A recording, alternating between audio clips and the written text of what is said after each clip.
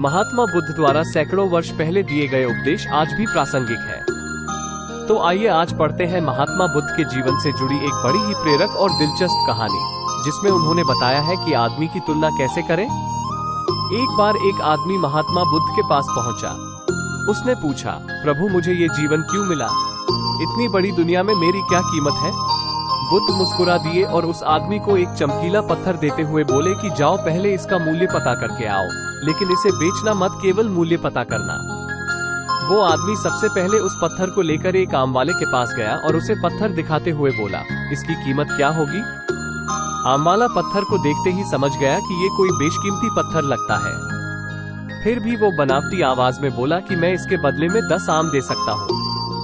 आदमी वहां से चला गया और एक सब्जी वाले का पास पहुंचा, जिसने कहा कि मैं इसके बदले एक बोरी आलू दे सकता हूँ। अब उस आदमी को ये मालूम पड़ चुका था कि ये पत्थर वाकई में कीमती है, और फिर वो उसे लेकर एक हीरे के व्यापारी के पास पहुंचा। व्यापारी पत्थर को देखकर अचंभित रह गया। उसने कहा कि मैं तुम्हें इसके बदले 10 लाख रुपए दे सकता हूँ।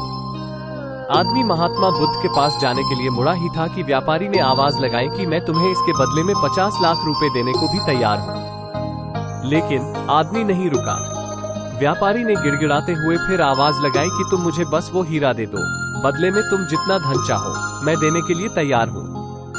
आदमी नहीं माना और महात्मा बुद्ध के पास लौट गया और उन्हें पत्थर वापस करते हुए पूरा वृतांत कह सुनाया। बुद्ध मुस्कुराकर बोले, आम वाले ने इसका मोल 10 आम लगाया, सब्जी वाले ने एक बोरी आलू और हीरे के व्यापारी ने कहा कि ये अनमोल है। इस पत्थर के गुण जिसने जितने समझे उसने उतने मोल लगाए। ऐसा ही ये जीवन है। हर आदमी एक हीरे के समान है। दुनिया उसके गुणों को जितना पहचान पाती है उतनी ही महत्ता देती है। लेकिन आदमी और हीरे में फर्क ये है कि हीरे को कोई दूसरा तराशता है और आदमी को अपने आप को खुद ही तराशना पड़ता है।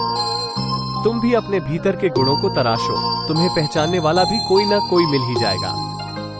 महात्मा बुद्ध की इस प्रेरक कहानी से हमें ये सीख मिलती है कि इंसान को उसके गुणों के आधार पर महत्व दिया जाता है।